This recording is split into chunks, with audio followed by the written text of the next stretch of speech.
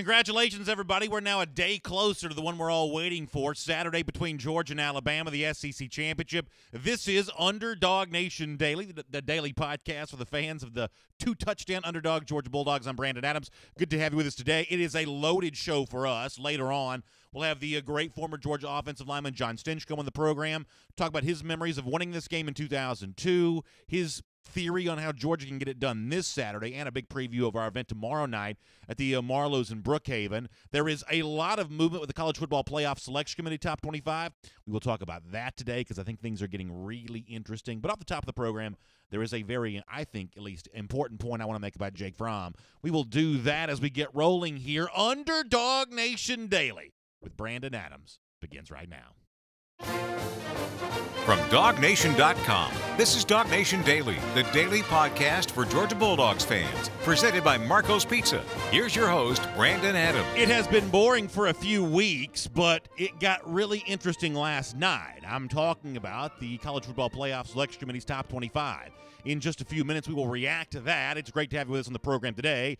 DawgNation Daily, as we've been calling it, the daily podcast for the fans of the two-touchdown underdog Georgia Bulldogs, presented by Marco's Pizza. Before we get to these playoff rankings, before we hear from a couple of, I think, really fun guests today, let me make a point about Jake Fromm off the top of the show, because I think that Fromm is one of the really interesting central figures involved in Saturday's game between Georgia and Alabama. And let me springboard off of a tweet from an SEC Network analyst, Cole Kubelik, in order to do this. Cole is really good on Twitter. You see Cole, he actually did the Georgia Tech game on Saturday. He and Tom Hart and Jordan Rogers have a really fun chemistry as far as that broadcast team. And Cole was in Athens on Saturday, saw Georgia Tech in person. But he's always been really good on Twitter, a lot of provocative statistically or X's and O's based tweets. And here's what Cole put out over the last couple of days on the two quarterbacks involved in Saturday's SEC Championship game, Jake Fromm and Tua Tagovailoa. Cole says, over the last 5 weeks, Tua's stats: 69% completion percentage, 1,429 yards, 15 touchdowns, 2 interceptions. Over that same period of time, Jake Fromm is 73% completion percentage, 1,003 yards, 13 touchdowns, 1 interception. So a little better in some regards, a little worse in maybe others, but all told, the stats for Jake Fromm and Tua Tagovailoa over these last 5 weeks are virtually identical. In fact, to add to that, ESPN's stat total QBR, and I've told you before, I have no idea how stuff like that's tabulated. It's ESPN's kind of proprietary quarterback rating. Over the course of that same span of time, Fromm's actually higher than Tua Tagovailoa. The only one higher than him as of late has been Oklahoma's Kyler Murray. So overall, the stats for Fromm, the stats for Tua Tagovailoa are actually pretty identical. Now, Tua's going to win the Heisman Trophy, and that's probably a foregone conclusion at this point. And he's going to get all the hype going into this game. But in terms of being the quarterback that could lead Georgia lead either of these two teams to victory, I'm not quite so sure that it's set in stone that it's necessarily going to be Tagovailoa. I think Jake Fromm's got a chance to make a real big name for himself on a national basis. That's also probably worth pointing out that 5-game span that Cole Kubelik, the SEC Network analyst, just referenced, that's a lot better play from Fromm than we saw at other points in the season. Fromm admittedly did not have a good game against LSU. That's been well documented on shows like this and everywhere else by this point in time. But the way that Fromm has responded to that subpar performance against LSU, I think is commendable, including on Saturday when he had a career-high 4 touchdown passes against Georgia Tech. That's not a great defense, admittedly, but it's another example of the improvement that Fromm has shown. And by the way, Georgia coach Kirby Smart gave Fromm some credit for that post-game on Saturday. He's done a good job. He understands where the ball needs to go and get good players to throw it to, and he knows what coverage is, and he's very accurate. And we protect, because that's critical, is the time he gets in the pocket. When he's got good protection and he's accurate, he's a good thrower. Yeah, there's no doubt about that Fromm has used the really good Georgia offensive line. He's used his receivers to his advantage. More on that in a moment. But it's also worth giving some credit to Fromm himself, who has battled against the potential distraction of a very good backup in Justin Fields and battled the distraction of how do you improve after you really did not have a good game against LSU, and he's compartmentalized all of that, and he's gone out there and played his best football. I think that's a lot of credit to Jake Fromm. It's not just Kirby Smart who's giving Fromm that credit. It's also Alabama's coach, Nick Saban, too. Here's what Saban said about Fromm earlier in the week. Jake does a great job of managing their offense. He's very accurate, very poised in the way he executes, and he's got a lot of confidence in the system and scheme and does a good job of helping all the skill players that they have make plays, whether it's running or throwing. Did you hear that word that Saban used there? He talked about confidence. And I think we've seen some examples of that from Fromm over the last couple of days. And I want to play this for you, and I want you to kind of tell me if it means as much to you as it does to me. Because what I've been doing over the last really 72 hours, I guess, is every time I get a chance, I'm listening to everything every Alabama coach, player, Georgia coach, Georgia player has said about this game, is saying about this game. And it's amazing how similar these two teams are, and the way they talk about each other is also very similar. You just don't hear anything from anyone that's interesting really at all. And that's a media problem. The average fan doesn't care about that. But it is true that most of these guys just work really hard not to ever say anything that's interesting. Now, I'm not going to tell you that what Fromm's about to say here is going to blow you away and be the most interesting thing you've ever heard. But I do want you to listen to the word that Saban just used there, the idea of confidence. Jake Fromm, the guy who, statistically speaking, has been every bit Tua Tagovailoa's equal, at least for the most part, Tagovailoa's equal, according to Cole Kubelik. I think he also is feeling pretty good that he has a chance to also be Tagovailoa's equal in Mercedes-Benz Stadium on Saturday afternoon. Because I think that Fromm knows that this game plan for Georgia, if it's to be successful, there are a few opportunities that Jake Fromm's just going to have to go for it all and make a really big throw and change not just the fortunes of this game, but potentially the story of this Georgia season and maybe Fromm's place in UGA's football history. Here is Jake Fromm on that subject, this idea that when Georgia gets some chances to go deep, he's got to be ready to do so. Here's Fromm. You definitely have to take advantage of the opportunities you get. So we got to be able to run the football effectively, and then when we take our shot plays, we line up with the coverage we want. We got to be able to execute and attack on that. So I definitely think we got to get out in space, make them make tackles, and just really execute. The defense is kind of set up. They're physical. They're downhill. They want to stop the run. So we just got to kind of take advantage of things in the passing game and run the ball effectively. I mean, listen, like I said, I don't want to make too much of this. That would be a mistake to exaggerate here. But I like that phrase from Fromm right there. There are some coverages that we want. There are some things that we look for. In a game that's going to be a lot about running the football, certainly on the Georgia side, partially on the Alabama side, there are going to be some times where Alabama's attempt to stop the run does open up some opportunities for Georgia. And like a poker player, that's the point when you got to put all your chips into the middle of the table and kind of go all in. And it seems like Fromm is ready to do that. But it's not just a confidence he has in himself in that regard. It's also a confidence he has in the guys that are going to be on the receiving end of those throws. This Georgia wide receiver core, which may not have the name top-end star power that Alabama has, but in terms of overall depth, it's been pretty impressive for Georgia this season, and pretty clearly Fromm thinks his guys can go man-to-man with those Alabama defensive backs and potentially make some big plays in this game. Here's more from Fromm. I feel very comfortable with our guys anytime they're manned up on anybody. From all the work we do throughout the summer, throughout fall camp, throughout the season, our guys are making plays right now. They're doing an awesome job, creating separation versus man coverage, whether it's zone, whether it's man. Our guys are doing a great job. So I feel very comfortable with our guys. Hope to make a lot of plays on Saturday. Listen, I love that from Fromm, and I'm not going to apologize for liking that because I think it's a perfect example of something that I think that Georgia does pretty well. That's a lot of confidence without veering into the territory of bulletin board material. We've seen some of Georgia's opponents this season, really over the last 2 years, almost become like cartoon acts in terms of downgrading Georgia at the attempt to build themselves up. There's nothing like that from Fromm. There is no, we don't think Alabama's quite as good as a lot of this country thinks they are. No, it's a simple statement of, we think our guys can go out there and do some stuff on Saturday. I've been watching my guys all season long, deep back into the offseason, and we feel like we're capable of making plays. I like the confidence from Fromm, and I hope everybody notices that he's feeling pretty good about this situation going into this game on Saturday. One more point I want to make on Fromm before we kind of wrap up this portion of the conversation. As I kind of alluded to a moment ago, there is also a chance that history is completely rewritten, at least partially based on what happens on Saturday. We are just a little more than almost 2 years into the career of both Tua Tagovailoa and Jake Fromm. And right now it seems like Tua's on his way to being considered an all-time great. And Fromm's status is very much an unknown. But these guys are going to play again on Saturday. Tua currently has the 1-0 lead on Fromm. There's also a chance they play again in the same game in 2019 as well. I think the odds are actually probably pretty good of that. It is still far too soon to know in terms of the head-to-head matchups between the two and the overall careers for each of these guys who's actually going to be remembered as the better quarterback. I mean, after all, there was a time that Fromm almost went to Alabama. He ends up decommitting, coming to Georgia. Tagovailoa slides in that spot. Tua actually talked about that this week, and when you think about the past that these guys have in connection, it makes the way they'll be connected in the future all the more interesting. Here's Tua Tagovailoa. I didn't know that Jake was committed here before I committed. my father kind of implied that we should come here too. So I thought it'd be easier for us as a family to stay on the West Coast, but it was more so a family decision, to come to the university, and it's one of those things where it's cultural, so it's what my parents wanted more than what I wanted. First of all, as a quick aside, if you're Alabama, you want nothing more than to put Tua Tagovailoa's reasoning for choosing Alabama on one of those TV commercials that runs at like halftime of these games on CBS. That's not exactly the blurb, the pull quote that you want. It's what my parents wanted more than what I wanted.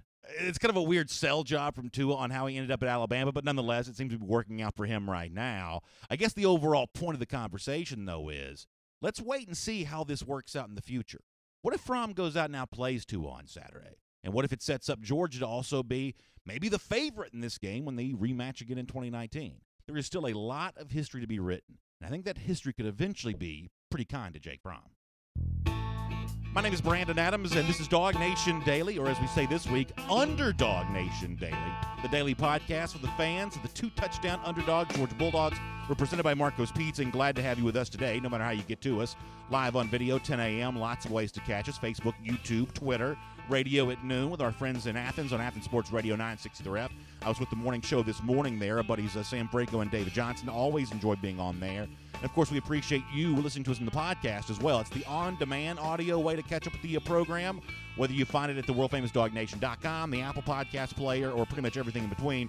We appreciate you being a part of DawgNation Daily this week. And, of course, huge thanks go out to Marco's Pizza as well.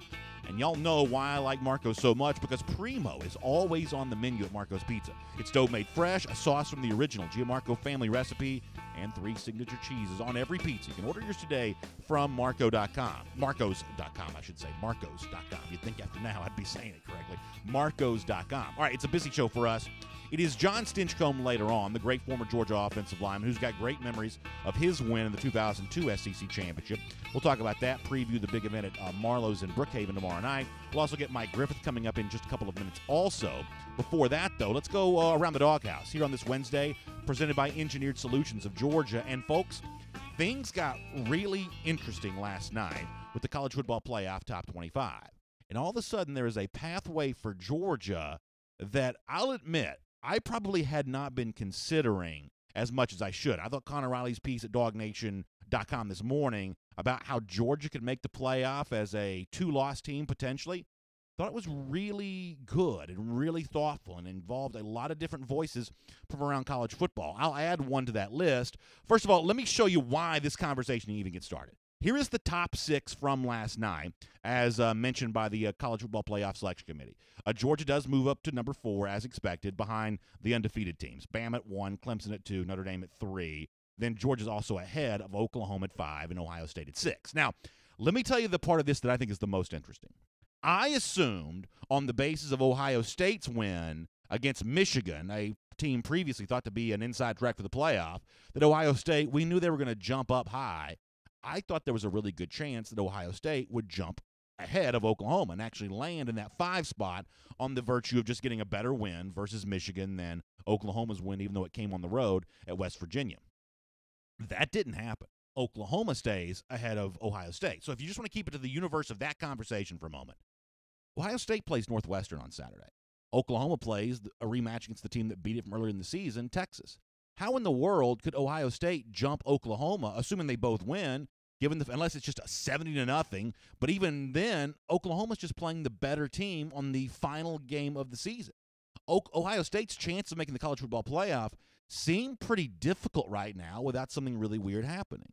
And with Georgia being in the number 4 spot right now, when you look at the resume that Georgia has with Kentucky now being the top 15, Florida now being at number 9, Missouri entering the poll, all of a sudden you've got a resume for Georgia from a strength of schedule standpoint that's just pretty impressive. Someone else who's apparently noticed that as well is Stuart Mandel, longtime college football writer, now with The Athletic. Here's what Mandel tweeted last night. When he looks at the fact that Georgia's 3-1 against teams in the top 25, only loss to number 10 LSU, matching Alabama, who's now 4-0. Give credit there, even though the overall strength of schedule number's not very good. Mandel writes, "Am I the only one who thinks this is possibly setting up for 2-loss Georgia to make it into the playoff? Mandel says none of the other contenders have more than 2 top 25 wins. I think that's really interesting from Stuart Mandel. I'll encourage you to read what Connor Riley wrote about that at DawgNation.com. And then later on today, Road to Atlanta, driven by Cadillac at 5 p.m., I'll ask Mike Johnson, the former Alabama All-American, this very question. We'll hear from Kirk Herbstreit on that subject too. Is Georgia, as a 2-loss team, potentially on a path that could lead back to the college football playoff? This gets very, very interesting. We'll talk more about this throughout the day today. So check us out, Road to Atlanta, driven by Cadillac at 5 p.m. For now, though, let me remind you that Around the Doghouse is brought to you by Engineered Solutions of Georgia, and you know what they do, and they do it very well. It's foundation repair, it's basement waterproofing, it's crawl space encapsulation, and they offer a lifetime of support. So you need to give them a call right now. It's 678-ESOG-NOW. That's 678-ESOG-NOW. You can have one of their qualified professional technicians come out to your home and check your cracked foundation, your wet basement, your damp crawl space, everything else in between. We love Engineered Solutions of Georgia. They are the only foundation repair company that we would recommend here at DawgNation because they are the only ones that have a full-time engineer right there on staff. So give them a call. It's 678-ESOG-NOW, and they will take care of your every need. We've got John Stinchcomb coming up later on. We'll talk about the Marlows event with him and everything that's going to happen between Georgia and Alabama. That's later. For now, though, let's check in with our buddy Mike Griffith. It's good to have you with us here on DawgNation Daily. From Athens and across the SEC or wherever the recruiting trail may lead, here's a DawgNation.com insider. It's been a busy few days for Mike Griffith. He's been in Athens. He was in Tuscaloosa getting some enemy intel from the other side of things with the Alabama Crimson Tide, heard from some of the Alabama coaches and players, and now he joins us here on what we're calling this week DawgNation Daily, presented by Marco's Pizza. Mike, thanks for being with us in the program today. We really appreciate your insight as we head towards the big one on Saturday between Georgia and Alabama. How you doing? Doing well, BA. Hopefully Mike's cell phone situation is okay. We'll kind of get that taken care of and see if he's good to go. Did we lose Mike for a second? All right, we'll get him back up and running here in just a moment. I actually want to get Mike's thoughts on, because Mike, has been around college football for a while. He follows these playoff rankings closely, and I want to keep the conversation about Georgia as a 2-loss team going with him. Now, it's certainly fair to point out, and every Georgia fan's going to scream and shout this from the rooftops, the Georgia fans hope they're not a 2-loss team come Saturday. That's certainly a fair point to bring up. Georgia's got a pathway towards winning this game on Saturday. We've been talking about that a lot, embracing Georgia's status as an underdog. But if the other thing happens, there's a little more in play here than we potentially would have thought. So we'll talk to Mike Griffith more about that in just a moment. Also, we have John Stinchcomb on the program later. That's going to be just a lot of fun as well. So we'll do that with John Stinchcomb coming up. Let me say hello once again, though, to Mike Griffith. And Mike, let me just get our conversation started this way. We were just talking about some of the things that the country has been saying as of late about the playoff rankings that come out last night, and there was some drama last night. Georgia at number 4, a resume that seems to be getting stronger by the moment with 8 SEC teams now in the playoff top 25. Do you think there's a potential path for Georgia to make the playoff if it has 2 losses come Saturday, assuming that loss to Alabama is a close, hotly contested game with the premier conference in the country putting a big game on display? Yeah, I don't think the Georgia will get in. I can't hear what Mike's saying. We'll have to figure out what's going on with his phone. We'll get Mike back in just a moment. He's apparently calling us from the surface of the moon, but we'll get that squared away and get him back in just a couple of minutes. Let me dive in and get some opinions from some of you on that before we do, because as I said, I thought that some of what we saw last night was really pretty interesting. So we'll give you a chance to weigh in on that, and also your thoughts on what we were saying about Jake Fromm and Tua Tagovailoa off the beginning of the show here. That, Jake Fromm is one of these guys that has seemingly always played in somebody else's shadow. Played for most this year in Tua Tagovailoa's shadow, played on his own roster, sometimes in Justin Fields' shadow, because let's face it, Fields is a tremendous, almost prodigy level freshman quarterback, and he's also a guy that kind of has that role of backup quarterback, which the old cliche about that guy being the most popular player on every roster. Fromm has dealt with both of that. But here we are moving into the SEC championship game on Saturday with him clearly showing some confidence. We heard from him on that very point a moment ago. And also just, maybe finally playing the kind of game that gives him the platform to really show just how good he really is. So I think that's really interesting, and we'll give you a chance to weigh in on a lot of that here as we pull up some comments and get rolling on DawgNation Daily. Underdog Nation Daily.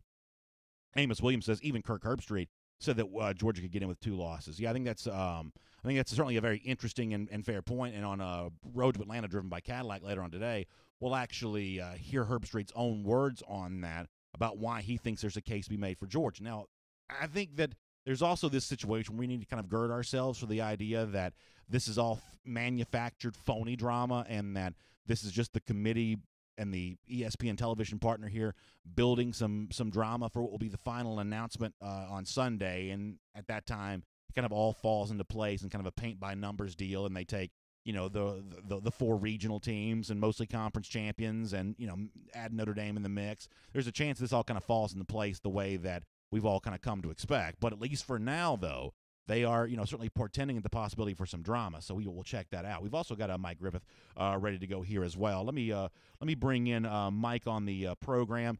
Mike, we've been talking a little bit about, the notion that Georgia, as if its 2-loss team comes Saturday, may have a chance at the college football playoff. What are your thoughts on that? And, kind of what are you hearing? And what's your reaction to some of the sort of the national conversation about that here at the moment? I think it's curious. I don't think it would happen if Oklahoma or Ohio State win their conference championship game. I don't think a 2-loss Georgia would get in ahead of them. And listen, I've been consistent in my views. I think you should have to win your conference championship game to get in. I've been very vocal. I was on a Tuscaloosa radio station yesterday saying Alabama shouldn't have been in the playoff last year. Ohio State shouldn't have been in the year before.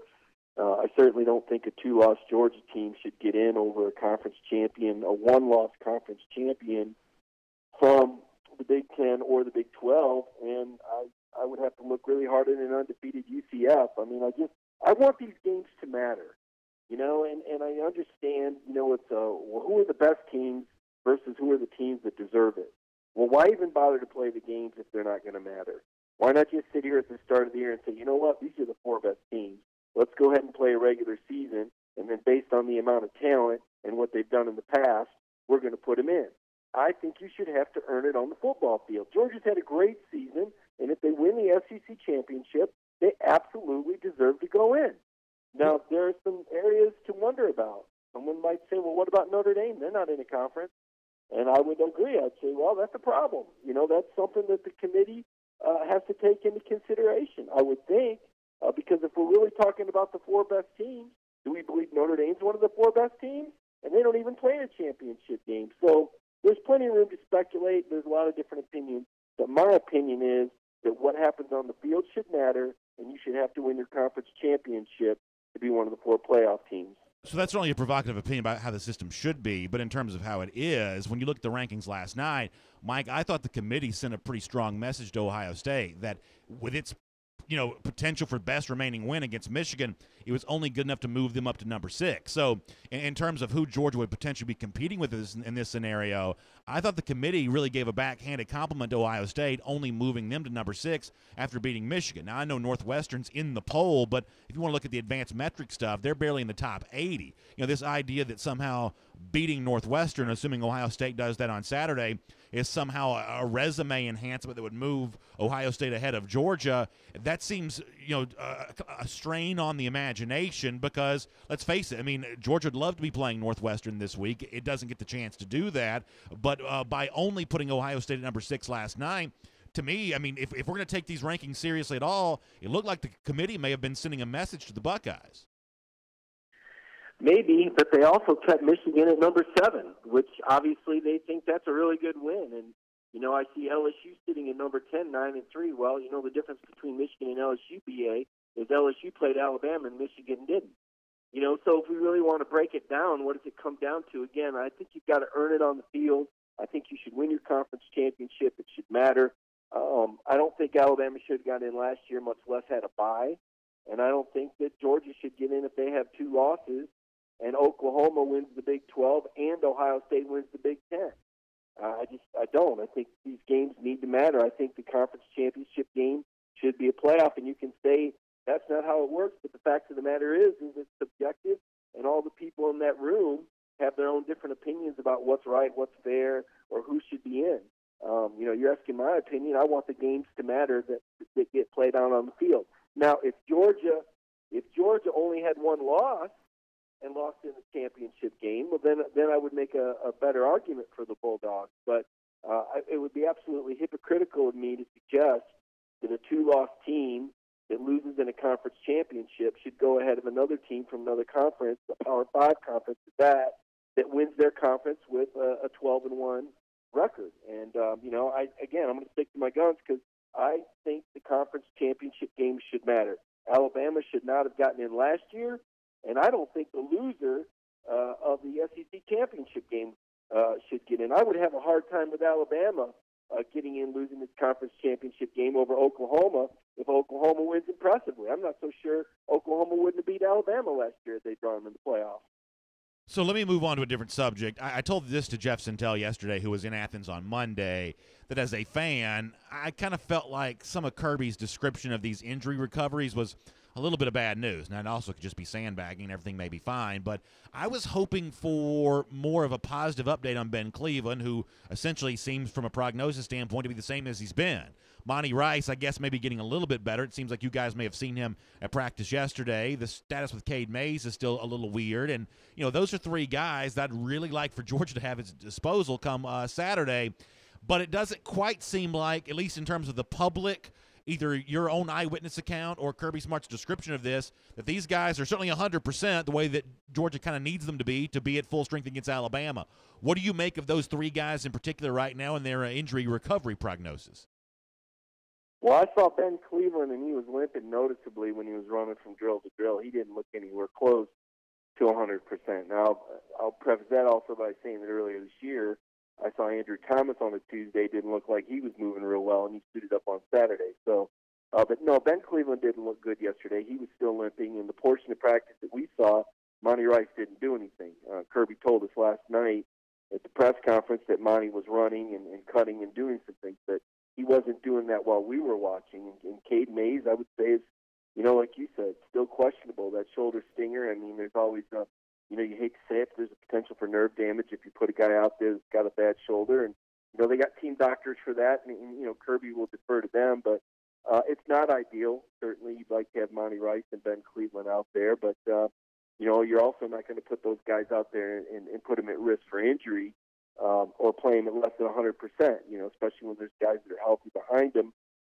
Trey Hill stepped up. I think he's played pretty well. He's not Ben Cleveland, but he's played pretty well. And then at linebacker, I thought Tate Crowder played well, just watching what I saw from the Georgia Tech game. So not ideal, BA, certainly, but, the Dogs are where they are.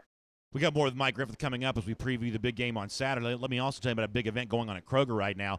For 3 days only, beginning today, you can actually download coupons at Kroger.com or on the app for savings on Tostitos chips, Johnsonville Italian sausage, and select games just in time for the holidays or your SEC championship tailgate. What a great way to get set up for your game day party. Coupons can be redeemed starting tomorrow. That's Thursday, September 29th, all the way through Saturday, December 1st. So check out the Kroger app or Kroger.com to get those coupons and get ready to host a big party, hopefully coming up on Saturday. And that's going to be a lot of fun, courtesy of our friends at Kroger. Mike, you were in Tuscaloosa, and I'm kind of curious to hear your perspective from what you saw there, and specifically in regards to this.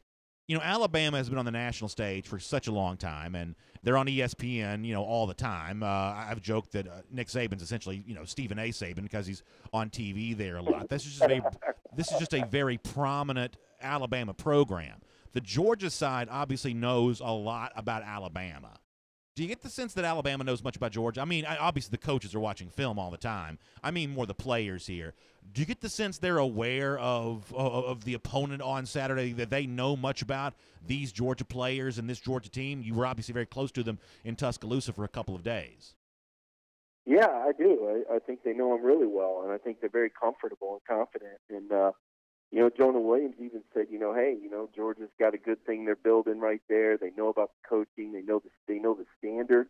Jonah talked about the standard. I think that, Nick Saban has let these guys know that, Kirby's got the same standard that he does in Tuscaloosa. And, certainly they respect Georgia. They know as well as anybody. Georgia had them beat last year.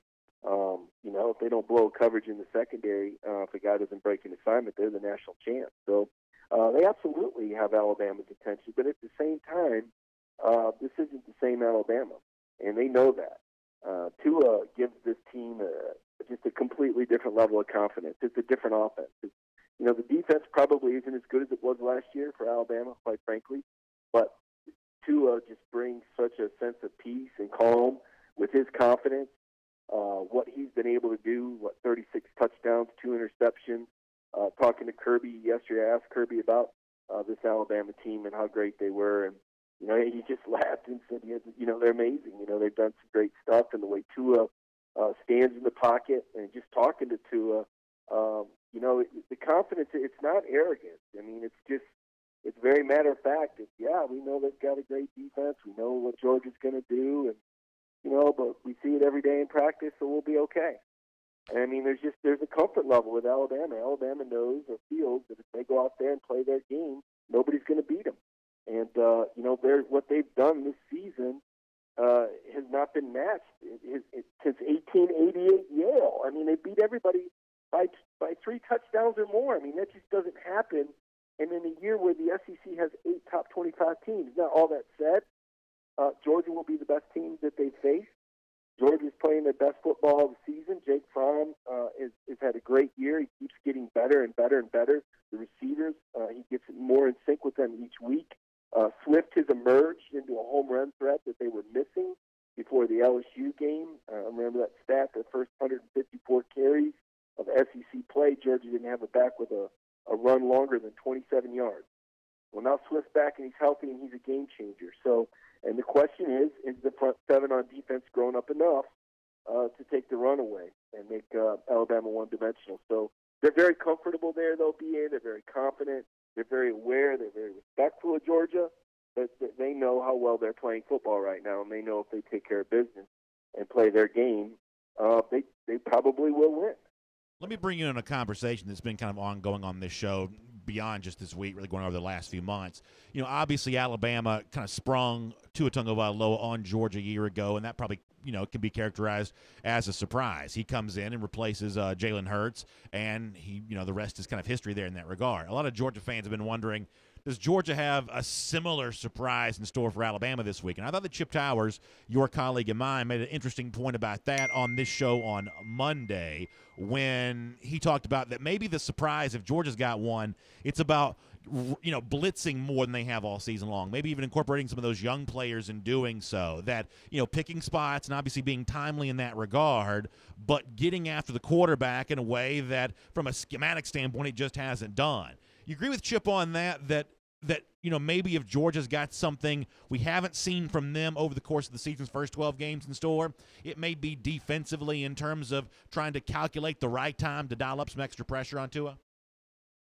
Yeah, I think there's all sorts of things they got that we haven't seen. And, if Kirby feels like he needs to blitz, then he's going to do that. But I don't think he'll do that at the expense of giving up big plays. What Georgia's done really well that they don't get a lot of credit for is they have not given up those chunk plays. In fact, they lead the country in the fewest number of plays given up of 20 yards or more. It's like 20, and I think Mississippi State's next with 35. I mean, Georgia's been that good at not letting teams hit them for big plays, and Alabama has lived off of big plays. And so what happens when you take the explosive plays away from Alabama? Well, in the first half against Auburn, it was a 17-14 game because they didn't hit any big plays. Now, if Kirby feels like he's got to blitz or take chances because that's going to give his team the best chance to win. I mean, I know this is a boring answer, but, what Georgia's been doing on defense so far has been pretty doggone good. And I think Alabama's going to have to prove to Kirby that his formula for success on defense doesn't work. And nobody's really done that yet. I mean, the LSU game, they converted a lot of 4th and 1s, and just a bad day all the way around, offensively, defensively, special teams coaching. I don't think you're going to see Georgia play poorly against Alabama. I think Georgia's going to play well. I do think we'll probably see a couple of pressures. You can't let Tua get too comfortable back there. If he has too much time to throw and he starts hitting big plays, then, Kirby's going to bring some heat. On the flip side, I think Justin Fields is a great option in the red zone. I think there is a short yardage package for him. He's been perfect. He's 4-4. 3rd and 1 or 4th and 1. And why wouldn't you use a weapon like that? No, he's not going to come in and be Tua. But, Tua is like a Walt Disney character. People watch Alabama and it ruins them. Everybody, it's like when they watch Disney, they go home and the kids talk to their dog and expect the dog to talk back. And you have to explain that's not real life. That doesn't really happen. And what Alabama's done with Tua, it's unprecedented, it's ridiculous, and you can't expect any program to replicate that. As talented as Justin Fields is, he's not at the level Tua was at this stage last year in terms of the amount of experience or his development. Not to say he can't come in and make a difference, BA, but he's not going to come off the bench at halftime and bring Georgia down from 13 points. Quick final question for you coming up. Before that, though, I want to remind folks to join us this Saturday at 11 a.m. at the Blue Lot for our Road to Atlanta tailgate. It's going to be awesome right there on Northside Drive next to the stadium in the Blue Lot. Dixie Vodka going to be on hand with those complimentary samples. It was a huge hit last year. That returns this year. We'll have TVs. You can watch the early games. You can hang out with DawgNation personalities such as myself. I'll be looking forward to being there. We'll also have DawgNation giveaways, including a brand new, never-before-seen Road to Atlanta t-shirt. You're going to want one of those, and Saturday's the place to get it at the Blue Lot starting at 11 a.m. on Northside Drive. It's all brought to you by friends at Dixie Vodka, Kroger, Cadillac, Pella Window and Door, Marlowe's Tavern, and the folks from Piedmont Hospital as well. All right, Mike, final question before we let you go. I've joked a lot this week about DawgNation Daily and kind of rallying around the idea that Georgia gets to be an underdog in this game, something we don't see the Dogs get a chance to be a lot. I know Jake Fromm has downplayed the notion of being an underdog, but privately behind the scenes, how much do you think that Georgia sees about the fact that a lot of the country just simply doesn't think they have a chance to win? I think they're really aware, and the offense is confident, and they should be. I mean, Jake Fromm has, played really as well as Tua the last 4 or 5 games. He's been on fire. He silenced all the critics and, any of the doubters. The defense are the ones that seem to have their ears pinned back. They're the ones that recognize that underdog mentality, that have a lot of determination. I mean, the two camps are distinctly different. You have Alabama with their confidence and poise over there, and then, coming back to Athens yesterday and talking to some of the players in Kirby, you could just sense that determination and energy. And listen, Georgia had a great practice yesterday. Kirby Smart was in a fantastic mood. The players were confident. You could tell, determined. There was a lot of energy. I think it's going to be a great football game. I think Georgia can beat Alabama. I think they're capable of it. I think they got to play a really good football game. They've talked all year, BA, about not playing a complete game. And, but I think they've got all the pieces and all the parts if they can just put it all together. Their offense, I think, is going to score points on Alabama. And you just wonder at some point, will Alabama break? Nick Saban, I asked him about the slow start at his press conference, and he said he felt his team might be mentally tired. And you just wonder, is there some burden somewhere? What happens when Alabama sees their own blood? What happens when they fall behind? I know some people said, well, you saw what happened last year, too. It came from behind. That was a different team. It was a different time. Now Alabama is the heavyweight favorite, a prohibitive favorite. What happens if Georgia comes out and stuns them? And what happens if Georgia can make some magic on special teams and the referees don't blow the call?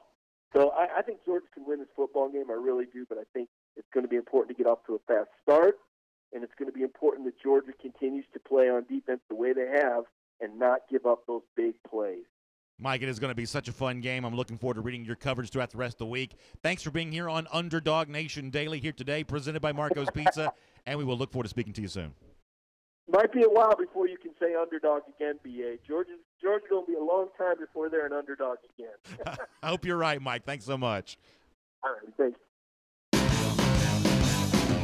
Let's take a look around the rest of the league. This is SEC Through. Good stuff from Mike Griffith there.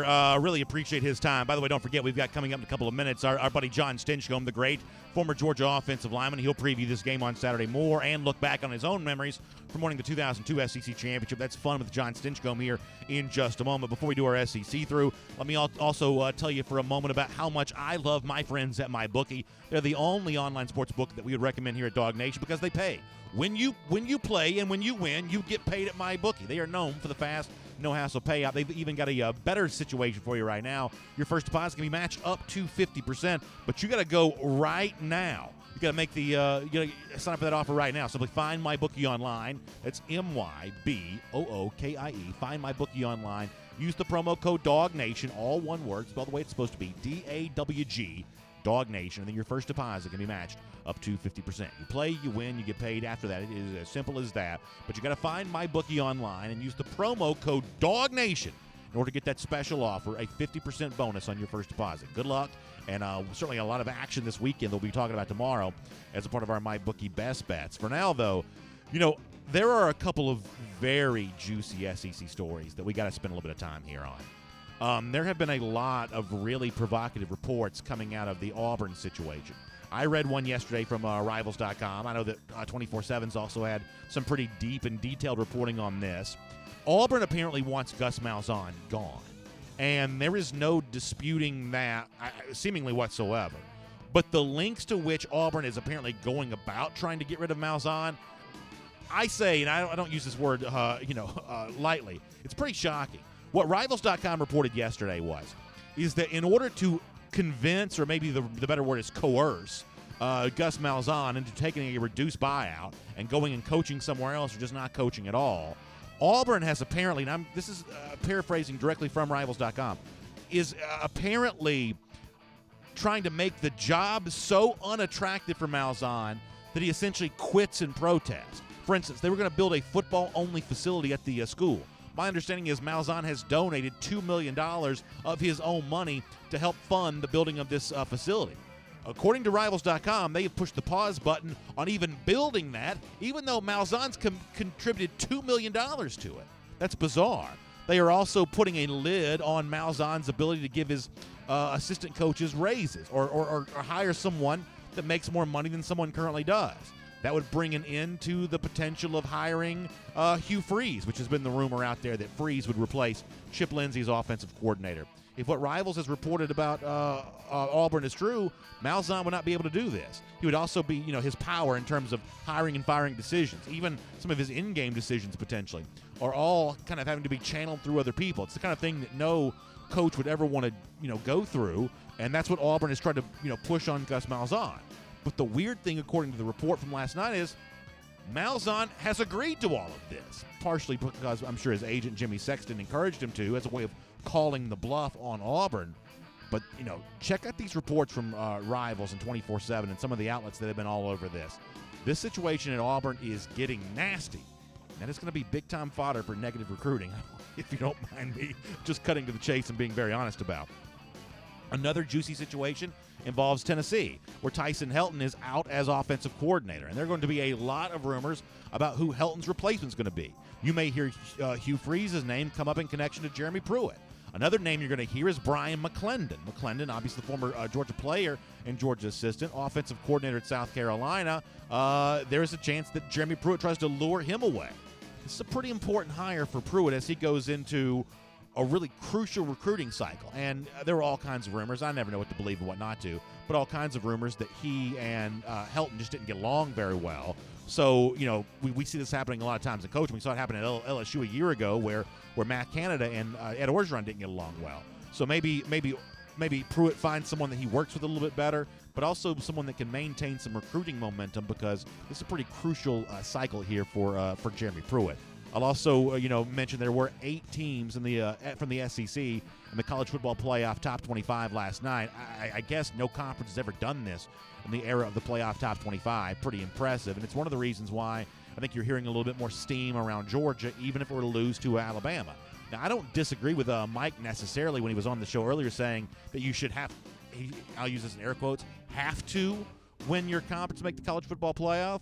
But that's a debate about how things should be. That's not necessarily a discussion about how things are. And in the world of how things are, I think the door's going to swing both ways. If it's fair for Alabama to make the playoff last year as a non-SEC champion, even though I've argued against that they essentially gamed the system to get in the playoff, if that's fair for Alabama, it should also be fair for other teams as well, including a team like Georgia, which will have a better resume than the Crimson Tide. So that's obviously something we'll be paying close attention to And don't even get me started about UCF, who I have no interest in whatsoever. For now, though, we'll make that your SEC through. And here on, as we're calling it this week, DawgNation Daily, we're excited about tomorrow at Marlowe's Tavern, Brookhaven, for our Road to Atlanta live at Marlowe's Tavern. I'm going to be there. Jeff Sintel's going to be there. It starts at 6 p.m. You're going to want to be there yourself. It's one of the biggest Marlowe's events we'll do all year long. Really looking forward to that. I'll show you the address here in just a minute so you can make plans to be there and be on hand for all of that. I will get the address here, I guess, coming up in a minute on that. But it's going to be a lot of fun at Marlowe's in Brookhaven coming up on Thursday. There we go. 3575 Durden Drive in Atlanta. 3575 Durden Drive in Atlanta for this. Our buddy John Stinchcomb, the great former Georgia offensive lineman, he's going to be on hand as well. Really looking forward to that. In fact, John joins us right now. First of all, John, thanks for your time here today on, as we're calling it this week, DawgNation Daily, celebrating Georgia's status as an underdog and the chance to shock the world. We really appreciate you being with us on the show today, but also being with us tomorrow night at Marlowe's in Brookhaven. It's going to be a lot of fun, and hope you're doing well today. I'm great, and I'm looking forward to it. Anytime you get to talk about the Dogs as with such a talented team as underdogs, that's a pretty good position to be in.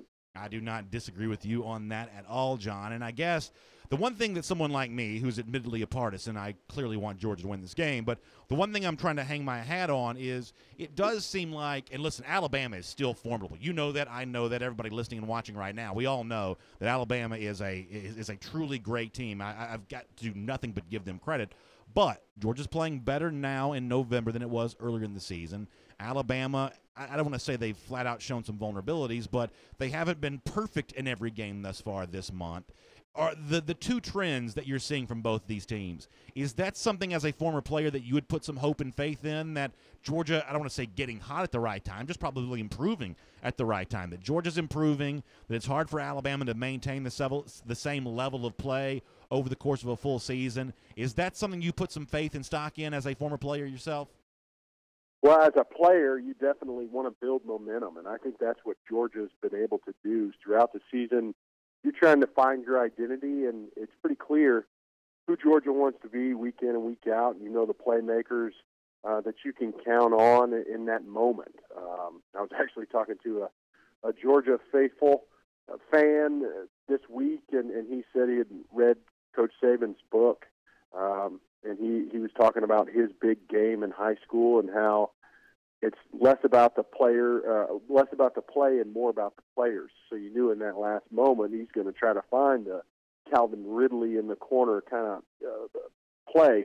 Well, I think that's what Georgia's been able to do, is identify those type players that they can count on in those big moments, the guys that you're going to want to go to. Last time we sat there and talked in Marlowe's, we're still trying to figure out which receivers are the go-to guys. Yeah. And with the momentum that's been building for these past few weeks, as a team, as an offense and as a defense, you start to gain confidence knowing what you can expect and where you can go when you really need it. Jake Fromm said something kind of interesting this week, that when it comes to the Alabama pressure that he expects to face, he says that Alabama likes to bring it from up the middle. They've obviously got these great big defensive linemen, terrific linebackers, and Mike Johnson, another really good former offensive lineman, on our Road to Atlanta show yesterday was talking about, how much more effective pressure can be when it does come in those interior gaps as opposed to coming out wide. As an offensive lineman who gets ready to block that, like these Georgia guys will on Saturday,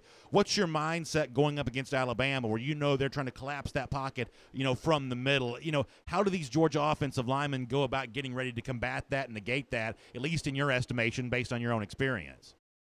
Well, first off, you try to get as healthy as you can. Yeah. Which has been a challenge for this offensive line all year. But Alabama continues to have one of the best defensive lines in college football. The names change, but their productivity never seems to drop off. And if you're looking for a player to watch, just circle 92 every time that Georgia takes the ball and their offense is on the field. If you don't account for him, it's going to be a long day. He's playing at such a high level along with the rest of those guys. So coming into the game, you just have to be prepared for your opponent. They're talented. What do they do best? You got to take away their primary move and execute what y'all do well. As an offensive line, they're big, they're powerful, They've been able to work on these zone schemes kind of off the edges and excel at it. So really you want to emphasize what you're doing well and just prepare for one of the best defensive lines you're going to face all year. So you played in the SEC Championship, and back then it's the Georgia Dome, which is a different building, obviously, from Mercedes-Benz Stadium, but it's a huge venue, and it's a Saturday where there's not a lot of teams playing, so there's extra eyeballs. You probably, this is pre-social media, but you'd have gotten a million extra tweets from your friends and family and people around the country because just more people are watching the SEC Championship than they are the other games, because normally on a normal Saturday there's 100 different games going. How did it feel for you to be on such a bigger stage? Did you notice it? Did it feel like a different game? And if it didn't, it's certainly okay to say so. But did the game itself feel different than other games you had played in? Well, for us, it most certainly did. It was the first time Georgia had been in a SEC championship in 20 years. So the attention was high. We knew that there was a great deal at stake, and a lot's riding on the line, and here's what's good for this Georgia football team.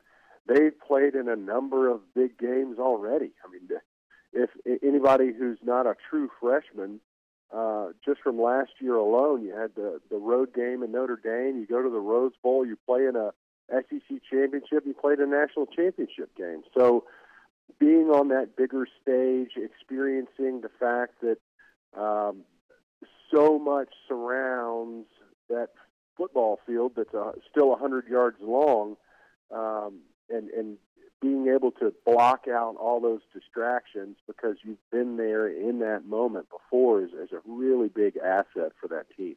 John, I am so excited about getting a chance to talk to you more about this kind of stuff tomorrow night and your additional thoughts on this game. I know for a lot of the DawgNation folks, they love getting a chance to meet you before, and they're really looking forward to getting a chance to be in the same room with you tomorrow night. It's going to be a great event starting at 6 p.m. Marlowe's in Brookhaven. We're calling it Road to Atlanta Live as we head towards the big game on Saturday. Love to have you there. 3575 Durden Drive. That's 3575 Durden Drive. It's the Marlowe's in Brookhaven. John, can't wait to see you as a part of that. We appreciate you being with us today, and we'll look forward to seeing you then. Well, it's exciting to be a time to be an underdog, and a great week. I look forward to being with you at Marlowe's. Thank you so much, John. I love John's line there about exciting to be an underdog. And, yeah, around here on DawgNation Daily, we feel very much the same way. Looking forward to seeing you there. Don't forget, we'll have an off-air conversation, stuff that John doesn't want to say on camera, or some of the recruiting stuff that maybe Jeff Sintel can't print yet. We'll do a lot of that with you before the broadcast starting at 6 p.m. tomorrow. Also really excited about a big weekend coming up for our family of stations here. Some of our partners like WSB Radio. Don't forget that WSB is the only place on the radio to hear every play of the SEC Championship with the actual voices of the Dogs, Scott Howard, and the former All-American and just a great, great dog, DGD in every sense of the word, Eric Zier. It's News 95.5 and AM 750 WSB. Pre-game coverage also starts 4 hours before kickoff. You get a chance to hear from Zier and Kevin Butler and a whole bunch of others. It's all on News 95.5 and AM 750 WSB. Also, on the Action News Night Beat on Channel 2 at 11, hear more from Georgia coaches and players after the game. Also, it's been 760 days since Florida's beaten Georgia. It's our Gator-Hater Updater. We'll see you tomorrow here on DawgNation Daily. And on video, we got some time to roll through everything on today's program. Look forward to getting all of that in with you. Hit us with your comments. You want to talk about what John Stinchcomb had to say, the playoff status for Georgia. I'd love to have that conversation with you, because I think there's a lot of assumptions that are out there that have to be corrected in terms of how Georgia fits into all of this, and the comparison even between Georgia and Alabama, and why the Georgia argument may be stronger than some people realize, and that so we can do all of that. We can talk about the Fromm Tua stuff from the top of the program too. So we will do a lot of that if that is what you want to do. Austin Kilby brings up a really good point in the Facebook comment section, that Fromm has already beat a Heisman winner. Georgia's strength of schedule, according to team rankings, is number 3. While Alabama's is number 5. First of all, you had me a hello when you start referencing teamrankings.com. Austin also says, last point, Alabama's freshman players came in and helped Alabama win against Georgia. I think we will need the same thing, your thoughts. So I, for the most part, agree with you on all of this, that if you want to start doing the comparison between Georgia and Alabama, the committee rankings end up being kind of a faulty tool for analysis there, because committee rankings can be massaged. You can say, well, so-and-so's beaten 4 top 25 teams.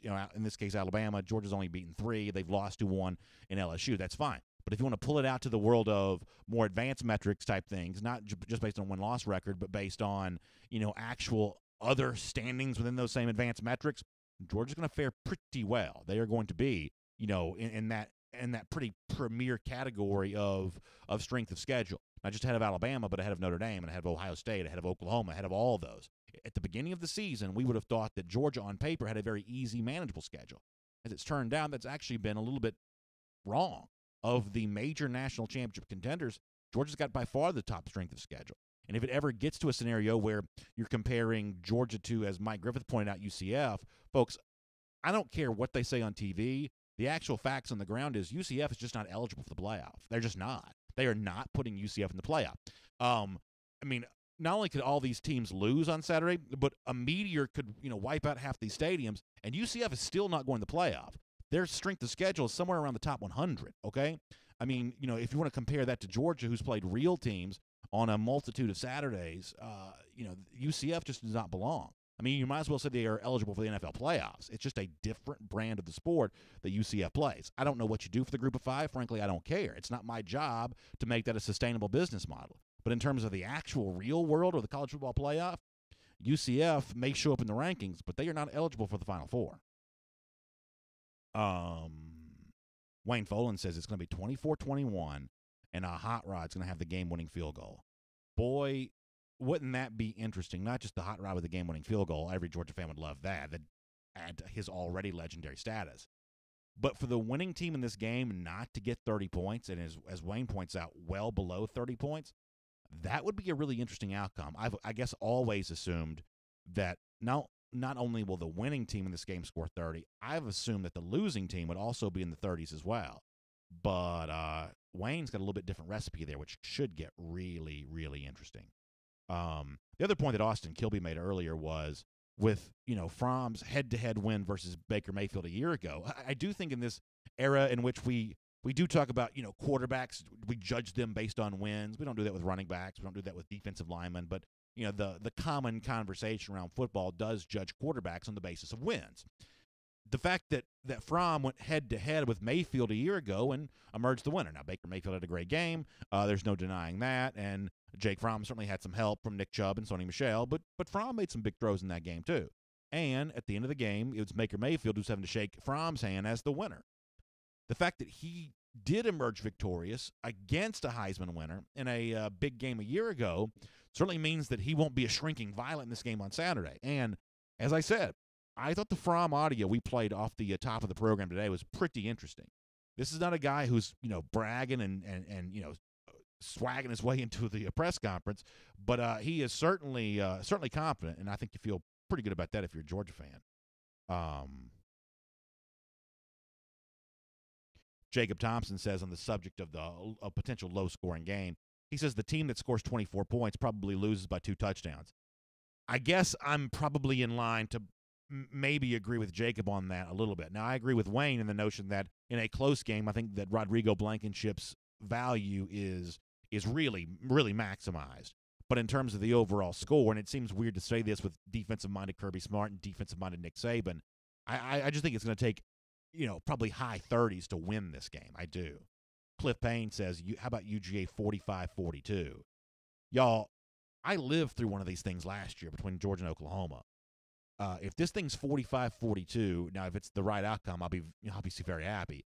I don't know that the old ticker here can take a 45-42. I just don't know if I'm going to be able to handle that. My hair's already kind of getting gray as it is, and in some cases even falling out. There's no telling what I'll look like come Monday if that's indeed the case.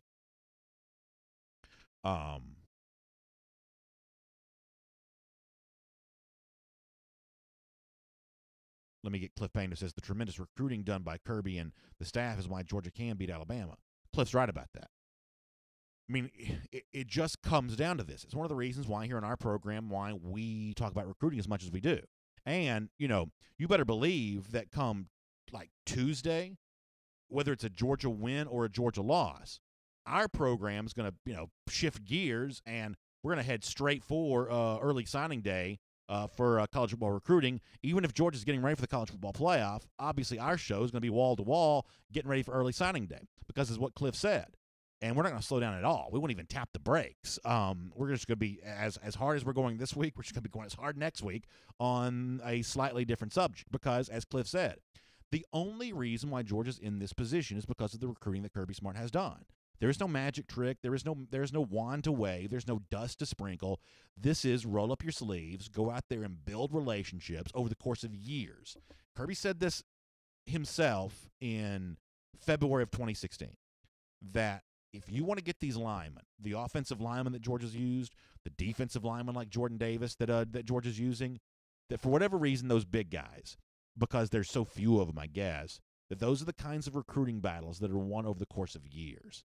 And a lot of coaches, they just don't have, I don't know if it's the organizational skills, the people skills, the kind of what in the corporate speak they call the soft skills. They just don't have that. But Kirby Smart and this staff do. And they have built a roster that is very close to Alabama. And unfortunately, I say very close because if you look at the overall ratio of 4- and 5-star players, if I'm remembering our buddy Bud Elliott's numbers from going back to the start of the season in his blue chip ratio that I reference a lot, I want to say that Alabama was at about 77% and Georgia is at about 69%. Ohio State's actually got a little bit more than Georgia too, but Alabama's got slightly more. Now you say on a roster of 85 scholarship players, what's the true difference between 77 and 69? Mathematically, I honestly don't know how many actual individual players that is. I'm sure some of you can do that pretty quickly in your head. It's only a couple of players, though obviously a difference in that overall regard. If you look at the Georgia roster, and I'm not going to get into specifics here, if you look at the Georgia roster, you can say, where are there likely to be some 3-star players in the field on Saturday? Click, click, click, click. And you'll also notice that those are also the potential vulnerabilities for Georgia in this game. Think about that for a moment. That Georgia, in terms of actually pulling the upset and winning this game, we're going to have to make sure they minimize the couple of areas in the field where you still have some 3-star guys making an impact. In a couple of years, the Georgia roster is either going to look exactly like Alabama's or maybe slightly better, where there really aren't any, former 3-star guys who are making major contributions. And I know some of y'all are going to start beating me over the head. Georgia's also had some very good 3-star players. I'm not here to dispute that whatsoever. But overall, you know the point that I'm making here. And it's already coming. SSL says, what about DeAndre Baker? He was a 3-star. He was definitely not a 4-star. I don't remember what his overall ranking is. But the overall point still survives, even if there's the individual counter example. AM Fitness says BA and his star recruiting obsession. AM, I'm not going to apologize for that. I mean, look who is still alive for the championship. It's the teams like Clemson. And overall, Clemson's recruiting ranking at the end of the year is not going to be 1, 2, or 3 because they don't sign that many guys. But they sign elite players enough to be competitive. Ohio State, here they are in the midst of a terrible season. Half the time it seemed like they haven't even wanted to play the game they're playing. But they've got enough talent to weather all of that and beat up on Michigan Saturday, who, by the way, even though they had a better record, even though they're the point spread favorite, from a talent standpoint, they're just inferior based on the recruiting rankings. And lo and behold, look who dominated and won that game. It's one of the reasons why Texas A&M, by the next year, is going to pass up a lot of these other SEC West teams as the predominant threat to Bama in the West. Because A&M, with Fisher last year, and certainly what they're going to do this year, is just recruiting better than the rest of these programs. These recruiting rankings are very, very predictive, and it's why Georgia is where it is.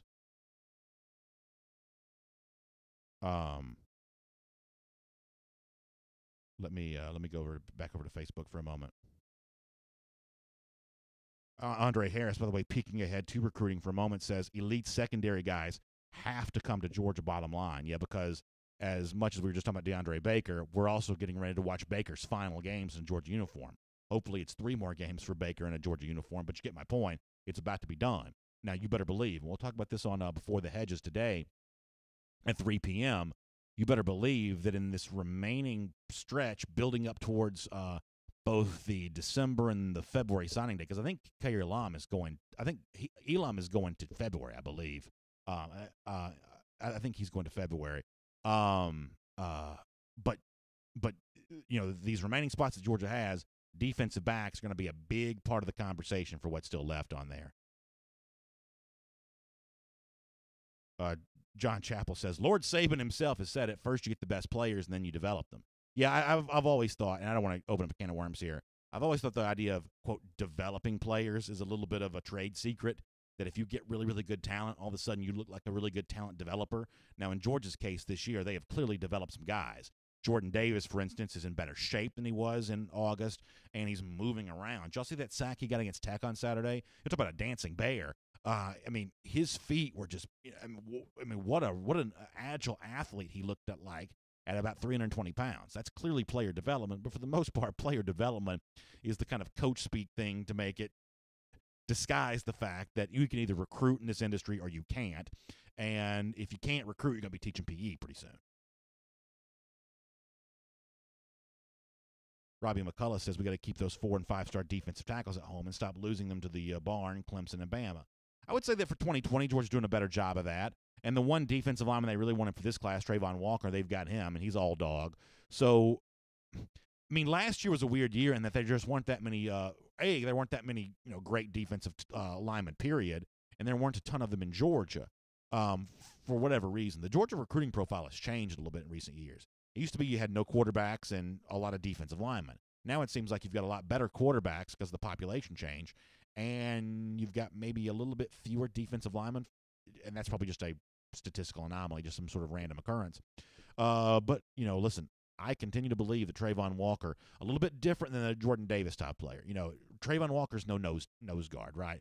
But that's an athletic guy. Y'all watch him play basketball. Go back and watch some of those basketball highlights. For a defensive lineman at the SEC level to be able to jump and run the way that Walker does, how good is he going to be in college? My gosh. Robert Barnes says Jordan Davis was a great basketball player too. Robert, I did not know that. That's kind of cool to think about. I've always said, and I've probably said this in the show before, if there was a cable channel, because I still watch TV because I'm 100 years old, if there was a cable channel that did nothing but show highlights of football prospects playing basketball, I believe that's about the only thing I never watch. I love to watch a big Division I football prospect playing basketball. I've just always liked high school basketball. I'm just a fan of that brand of the sport. And I love to watch the football players play basketball because when they bring it down, like Zion Williamson did last night again, when they bring it down, they bring the rim down and take it home with them. I love to watch a big college football prospect dunk a basketball in a high school game. I don't know that Jordan Davis was dunking. I'm pretty sure that Trayvon Walker probably does. But I do like to watch that. Paul Thomas Isbell says, I think this game on Saturday comes down to Saban versus Smart. Yeah, and I thought we had a really good conversation with Mike Johnson about this yesterday, or it was at one point in time on our road to Atlanta. I don't remember if it was yesterday or the day before, about, we have this assumption that the teacher, the old line about I taught you everything you know, but not everything I know, that somehow the teacher's got some wisdom that the student doesn't possess. But there's also a youthful energy that Smart may bring in terms of taking in input from other sources. That chess match between those two is really interesting because some of the media members are going to say, oh, this is a tired, boring, cliched storyline that Smart and Saban once worked for each other. Oh, how many times are we going to hear that on CBS? I do think, though, that by glossing over that, we do discount how unique it is that the two teams right now that I believe are clearly the best in the country. I believe that Georgia and Alabama are clearly the two best teams in the country. The fact that the two coaches know each other so well, and last year Saban admittedly kind of sprung kind of an interesting coaching decision on Smart and probably won the game with it by putting Tua Tagovailoa in the second half, and Smart gets his chance for retribution this year. I'm sorry, that's good drama. That's a good storyline. And like everything else associated with a game like this, by the time Saturday gets here, you're probably tired of hearing about it, but that's pretty interesting. All things being equal, that's pretty good storyline. Lee Bridges says 38-34, Dogs on top. Bama misses one extra point and can't tie with the field goal, runs out of time. If Bama misses more kicks on Saturday, and listen, y'all know, my objectivity is not very present for this particular weekend, but in terms of not just the fact that I'd like to see Alabama lose, but how I'd like to see Alabama lose, missing a bunch of kicks would be so much fun. You talk about something that would be just so much fun to see. Getting another punt block like happened against Auburn on Saturday. I would love to watch those Bama fans just absolutely having to wrestle with that for an off season. That will be a good time. Philip Jordan Wells says, if we get Miles Murphy, and he calls him Luca Brasi from The Godfather. I like that from Philip. Yeah, but Brian Brzee from up in New Jersey, New Jersey, I think, somewhere up in the Northeast, and Miles Murphy from over there at Hillgrove. That's a pretty impressive group of guys who were potentially in the mix here for Georgia for 2020. And by the way, Brzee was just at Georgia not too long ago. By the way, I love the Godfather reference from Philip Jordan Wells. I believe our buddy Connor Riley wants to join us. Yes, Connor. Actually, Connor's having some mic issues. We'll get that figured out. Rick Colgrove says, I think that Justin Fields is the X factor as a change of pace. May see more of him this game than we have all year. No one would expect it. Rick, I mean, obviously, there's that temptation to veer in that direction for a lot of fans because it just seems like such a duplication of what Alabama did a year ago. And my belief is unchanged. And I know y'all think I'm just being PC when I say this, but I really do believe that Georgia is really better off for having both Fromm and Fields.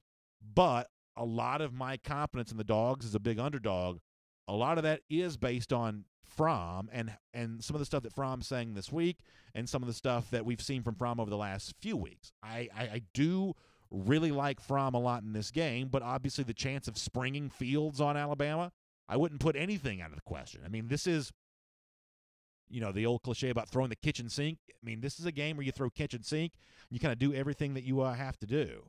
Al Chandler says, I'd love to see Hot Rod hit a 56-yard field goal. Al, the one thing I do believe is that in this closed conditions, and the SEC has already said that they're going to close the roof at Mercedes-Benz Stadium for this game every year, even on a day like Saturday where, the weather we're still waiting to see about. The roof is actually going to be closed every single time for the SEC championship, which I think benefits a good kicker. For a bad kicker, I mean, the Alabama kickers seemingly can't make kicks no matter what field turf that they are on. But for Georgia in a closed stadium, perfect conditions, Blankenship's chance of kicking a long one, I think, only go up at that point in time. Yes, sir, Connor Riley. So two things. One, to Al's point, I don't want to see Rodrigo Blankenship kick a field goal at all on Saturday. I think Georgia's an underdog. I think kicking field goals is what gets you beat. I think that's a reason why Georgia got beat last year. They were very comfortable settling for field goals because they knew Rodrigo would make them and take the points. To the earlier point about Alabama's kicking issues, I have a bold prediction that Alabama is going to miss the first extra point they attempt on Saturday, and from that point forward, Nick Saban will not kick an extra point in the rest of that game. That is an interesting prediction, and you talk about something I could very much see Saban do. That is something I could see him do, and this is one of those issues where math is kind of a funny thing. I've talked about this before, especially for a team like Alabama. Their percentage chance of scoring a two-point conversion is going to be about 50%. So let's say it's a typical game against a typical opponent where Alabama scores somewhere in the neighborhood of 7 or 8 touchdowns. Over the course of 7 or 8 two-point conversion tries, you'll end up with the same number of points you would have gotten had you just kicked the automatic extra point every single time. So I would not put it past Saban to try a lot of two-point conversions on Saturday, just because not just against Georgia's defense, but against any defense, a 2-yard play for Alabama is just going to have a very high percentage chance of succeeding. I think it's a pretty interesting point. And I will say, the last time these two teams met in the SEC championship game, Alabama went for a two-point conversion when just about every coach in the country would not have done that. They would have just taken the extra point. But Alabama was ramming the ball down Georgia's throat. Bakari Rambo, who I think is still trying to tackle Eddie Lacy, they went for 2, and that ultimately ended up playing a big reason why Alabama was able to win, because Georgia couldn't kick a field goal to tie the game at the end of the game because it was 32-28 instead of 31-28. The other thing we're going to talk about on kind of in connection with what Connor's saying there, you'll hear me reference Bill Connolly from time to time from footballstudyhall.com. He's one of these guys that has a pretty significant background in the analytics, the advanced stats that in a lot of ways are pretty predictive in determining what's going to happen. He wrote a fantastic, fascinating deep dive look at this game yesterday, and he talked about how, I don't want to steal his thunder, but I am going to reference this on the show, hopefully tomorrow if I have time, that Georgia is almost Alabama's equal in every regard, with the exception of red zone offense, or in his case, goal line offense. And his funny line is, in that particular case, not only is Georgia not Alabama's equal, it's not even Rutgers' equal. And he kind of gives some stats that point to just how bad Georgia has been with goal line offense. Now, Georgia's been better in that regard against UMass and Georgia Tech. The asterisk to that is it's UMass and Georgia Tech. But in these short yardage situations, Alabama maybe going for 2, as Connor said, or Georgia trying to convert scoring opportunities, that becomes really important. One more point about Rodrigo, and then I want to take some more comments, and then after that I've got to get off the air because I'm supposed to be in a meeting. So I agree with Connor that when you get inside the 40, you've got to turn those into touchdowns. You do. But when a drive stalls, the chance of kicking a long field goal, and I hope it doesn't happen much, but if it does, and putting a little bit of extra pressure on Alabama in terms of some points. In other words, you've got to take field goal drives and turn them into touchdowns. But you've got to take potential punts and turn them into long field goals. And that, to me, I think becomes an interesting trade-off. You can't trade field goals for what could have been touchdowns. But if you can – because Kirby Smart, one of the things from a coaching standpoint I've always disagreed with him on, and he knows so much more about football than I do. But one of the things I've always disagreed with him on is he will punt in the opponent's territory more than I think he should. In fact, if you ever follow, like, the New York Times a couple years ago created its 4th down bot where you, like, ask it about scenarios and should you go for it on 4th down or should you punt. This was based on NFL stats, but it still basically works. That according to the number crunchers, you should never punt in the opponent territory. Once you cross the 50, you should basically tell the punter, go eat a sandwich. Georgia hasn't always done that. So in this particular game, if Georgia gets to that 40 or in play, we've seen Kirby punt from the 37-yard line this year. In that scenario, what would that be? A 54-yard field goal? I wouldn't mind seeing Blankenship try that, as opposed to what could be a punter. Curtis Cruz says, "Let's shock the world." Yeah, let's ride that as a fan base here, as Dog Nation. Love to see Georgia and its fans ride that momentum of, go out there and prove people wrong. People that say that Georgia can't beat Alabama, go out and do that on Saturday. I think that's a lot of fun. David Hemansky also with a Godfather reference. Yeah, I'm a huge fan of the Godfather reference. We've seen a Luca Brasi and a wartime consigliere reference. We've seen a lot of good Godfather stuff. It's a fun week around Dog Nation where we're bringing back some of the classic movies of all time. Do you have a favorite Godfather character? Who is my favorite Godfather character? I like Mo Green. Mo Green. Yeah, for me, it's always going to be some of those guys from sort of like the middle tier of characters. I'm going to go something similar. Mine is Godfather 2, Hyman Roth. I do like his Hyman Roth. This is the business we chose speech is a very, very, very, very good part of that second movie. It is a very good one. I do love both of those. A good time to be had by all. K9 Blues also talking about some of these freshman linebackers like Tyndall and Walker. And, he says they don't quite look like difference makers yet. Maybe not completely yet as good as they will be last year. Remember, if we're going to say that these guys have the potential of one day being Roquan Smith-level players, or at least something close to that, Roquan's path was pretty inconsequential as a freshman, 95 tackles as a sophomore, which is pretty good. Butkus Award winner in his final season last year in 2017. So if we assume the same kind of pathway for Tyndall and Walker and Adam Anderson, players like that, then it's much better in 2019 than it is in 2018. But wouldn't you just love it? Wouldn't you just love it if Georgia is, as Chip Towers alluded to on Monday, maybe just kind of saving these guys a little bit and going to just all of a sudden start bringing extra pressure on Tagovailoa. Now, you can't do it all day long because Tua's going to just kill pressure if he knows it's coming. For the most part, all quarterbacks that are good against blitzes because the passing lanes to throw to are just a lot wider. Fromm is good against pressure as well. Good quarterbacks are good against pressure, generally speaking. But when you dial it up when maybe he's not expecting it, get him on the ground. After all, Georgia did sack Tua in the overtime last year. Now, we know what happened on the following play, but don't ruin a good story, please. Certainly trying to do that. Tywan Taylor says Adam Anderson can spy him. Tywan's word about spy is interesting because, obviously, if you're spying too much, then you've negated one of your defensive players. Now you're essentially playing with 10. But to Tywan's point, Jonathan Ledbetter, and some of the video and audio we've showed you of Ledbetter this week, it is really interesting how frequently, when he references Tagovailoa, he talks about his legs as opposed to his arm. We know that Tua is one of the great deep throwers in not just recent college football history, in all time. mean, he throws one of the more accurate and successful deep balls we've seen in the NFL. Or, excuse me, one day seen in the NFL that we've seen in the SEC in college football. But when Ledbetter talked about him, he did talk about keeping those plays alive with his legs. Not the touchdown and run that he had against LSU, but the scramble and the elusiveness in the pocket that opens up some time for a receiver to get open deep down the field. So from Taiwan's standpoint, it is kind of an interesting point that it seems like these Georgia players are a little bit fixated and focused in on, Tua's ability to keep these plays alive and how they can negate some of that. It is a really interesting chess match, not just with the coaches, who one of our commenters mentioned earlier, but also these, at this point in time, these Georgia players are smart. And unfortunately, these Alabama players are smart too.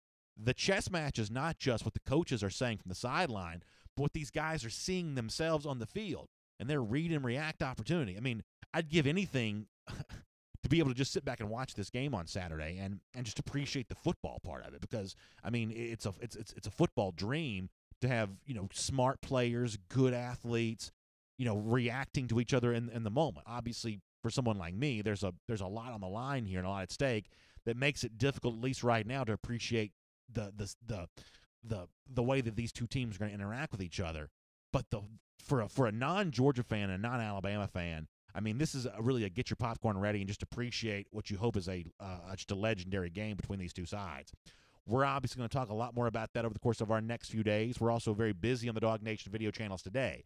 It is Before the Hedges at 3 p.m., presented by Kroger, coming up with myself and Jeff Sintel breaking down recruiting. And then, if you don't like me, this is not your day, because I am all over the place today. Immediately after Before the Hedges, or at least directly after at 5 p.m., we'll be back with Road to Atlanta, driven by Cadillac, with myself and Mike Johnson, the former Alabama All-American, with more on this game. We'll hear more from Kirby Smart, his thoughts on Alabama and what's going to happen on Saturday. We are loaded, in other words. We'll also have the podcast up and posted for you. For those of you who may have missed a portion of the show, you want to hear the on-demand version on audio, check out DawgNation Daily there when we post this as a podcast. And then I'll be back tomorrow morning. Probably a little tired, but fully rested and ready to go by then to get ready to bring you another fun day at 10 a.m. right here, wherever you're watching right now, for what we're calling DawgNation Daily Live, presented by Marco's Pizza. We will see you then and hope you have a good day and good luck passing the time until Saturday comes along.